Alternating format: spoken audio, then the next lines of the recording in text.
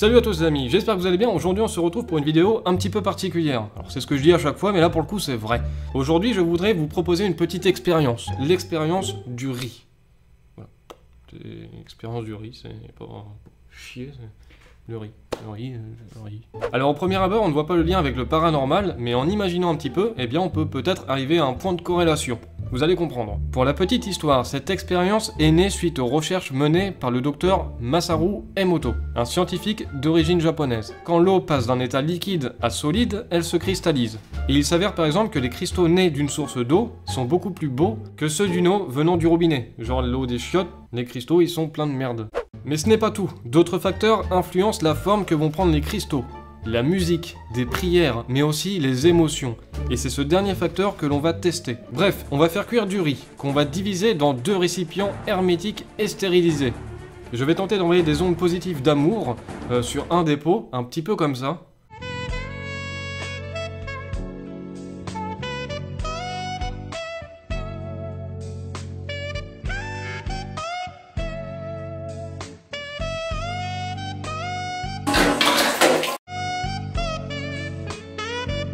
Bande de gros dégueulasses. Tandis que l'autre subira toute ma colère. Va te faire enculer. Je vais faire cela tous les jours durant une semaine entière. Donc si l'expérience fonctionne bien, le pot qui recevra toute mon affection, tout mon amour, etc., lui devra rester impeccable, nickel chrome, tandis que celui qui aura subi mon courroux devrait pourrir. Tout simplement. C'est parti. Début de l'expérience. Tu es un très beau riz. T'as pas du tout collé au fond de la casserole.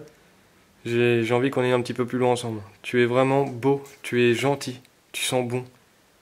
T'es magnifique, je t'aime mon riz, je t'aime mon beau riz.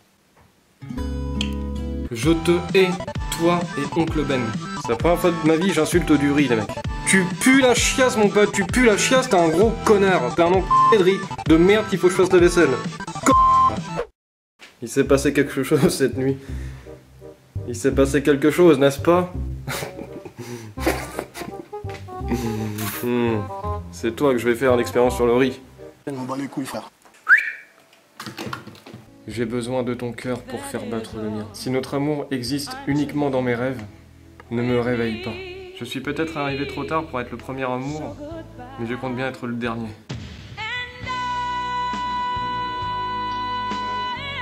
Vieille trousse à bite, t'es aussi paumé qu'un fils de p*** le jour de la fête des pères.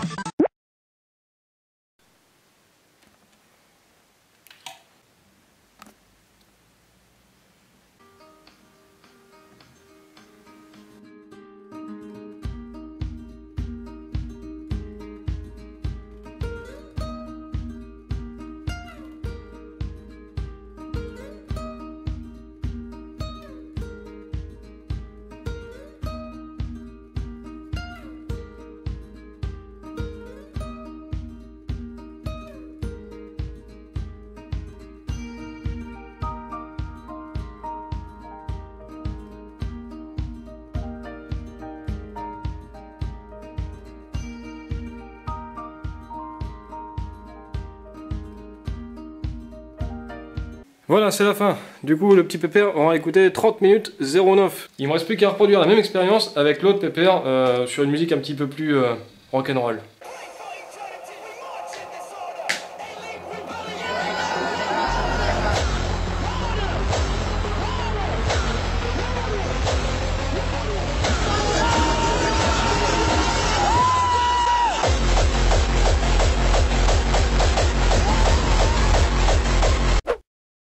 Et voilà les amis, ça fait une semaine que je réalise l'expérience, on va pouvoir regarder ensemble un petit peu le résultat de tout ça et peut-être en tirer une conclusion. Alors faut savoir c'est que je vous ai passé quelques jours parce que bah on s'en fout, c'est répétitif, hein. C'est soit des insultes assez grossières, soit de l'amour. Et croyez-moi, il y en a là-dessous.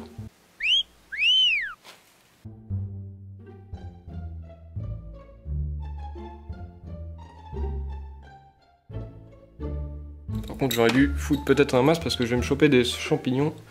Enfin c'est un truc de ouf. Là, c'est le riz, entre guillemets, pas content. Putain, ça se décolle en plus. Hein.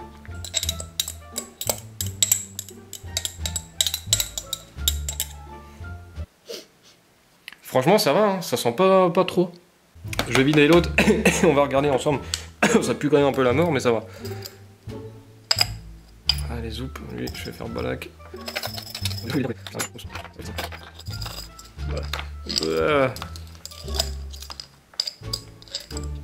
On voit carrément la différence. Il y a celui-là, c'est le pot de l'amour. Il est un petit peu plus jaune. D'ailleurs, il y a plein de petits champignons, je vais vous montrer en zoomant. C'est assez dégueulasse, ma foi. Et on a celui-là qui est impeccable. Lui, il est resté tout blanc. Il n'y en a aucun qui est pourri. Franchement, c'est un truc de malade.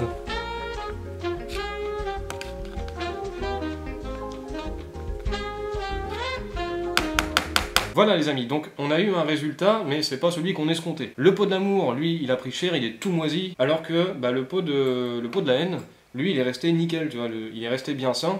Après, je dis pas, il pue un peu.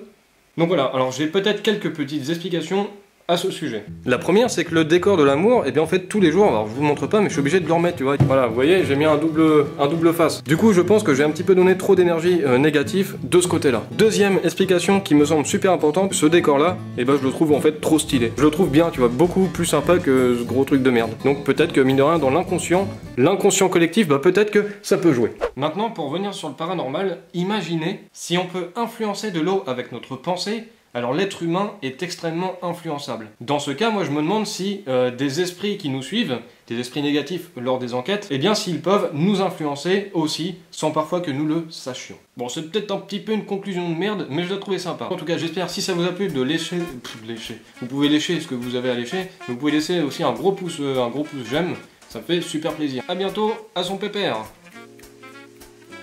Il ne reste plus qu'à passer le test final. Oh, c'est chaud quand même.